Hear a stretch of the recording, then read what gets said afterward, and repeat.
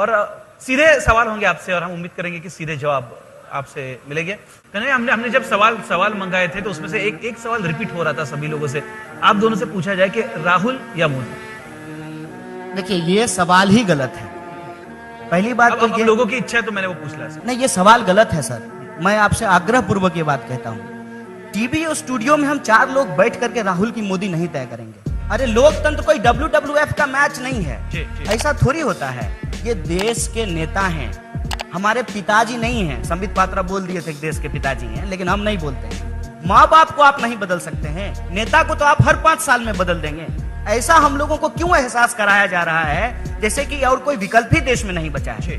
देश में विकल्प है और देश में देश के लोग विकल्प हैं। तो बताइए ना, कौन है विकल्प? आपका नेता कौन है? आप किसको चुनने वाले हैं 2019 में? कौन है आपका नेता? बताइए, जवाब दीजिए कि आपका नेता कौन है। आप कौन से पार्टी को सपोर्ट कर रहे हैं या कौन से नेता को? एक नेता है क्या जिनका नाम आप लेंगे कि हम इनको मानते हैं, या हम 2019 देश है कि क्रिकेट टीम है? देश है कि क्रिकेट टीम है? कप्तान चुन रहे हैं।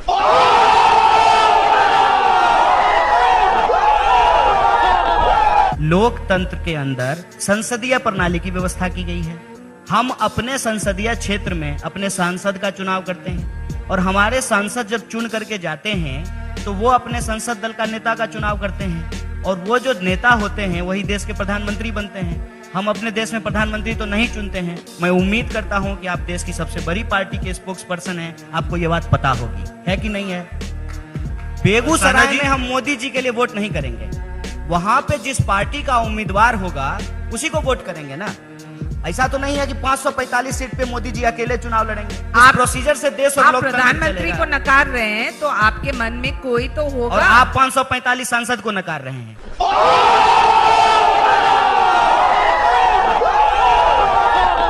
लेकिन जब आप ये सवाल पूछिएगा तो मैडम कह देंगे कि आप मोदी बैशिंग कर रहे हैं। बताइए, सवाल मोदी जी से नहीं पूछ करके तो नेहरू जी से पूछा जाएगा। जितना ज्यादा मोदी बैशिंग करेंगे उतना ही वो ज्यादा उभर के आएंगे। वोल्डेमॉर्ट है क्या कि जितना नाम लेंगे उतना उनकी शक्ति बढ़ जाएगी?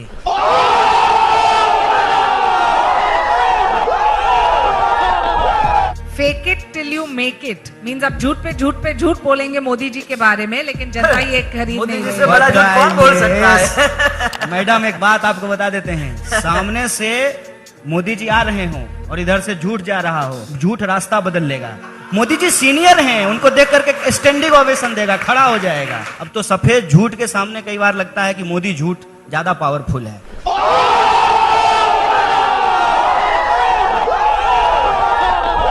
और मैडम जी ने कहा कि ईवीएम पे सवाल आप नहीं उठा सकते हैं क्योंकि ईवीएम में कोई गड़बड़ी नहीं हो सकती है। इतना कॉन्फिडेंस से कह रही हैं जैसे लग रहा है कि संघ के नागपुर कार्यालय में ईवीएम बना हो। बाहर से बन के आया है मैडम, और जिन देशों से बन के आया है उन देशों ने भी कहा है कि इसमें गड़बड़ी हो सकती है, इसलिए उन्होंने ईवीएम बंद कर दिया। लाया तो कांग्रेस ने था। दूसरी बात, हाँ आ रहे हैं, कांग्रेस पे आ रहे हैं। कांग्रेस जीत गई थी और बीजेपी हार गई थी, तो भाजपा के जो एक मंत्री हैं उन्होंने ईवीएम को क्रिटिसाइज करते हुए, सवाल पूछते हुए किताब लिखा था, आप शायद पढ़ी नहीं है।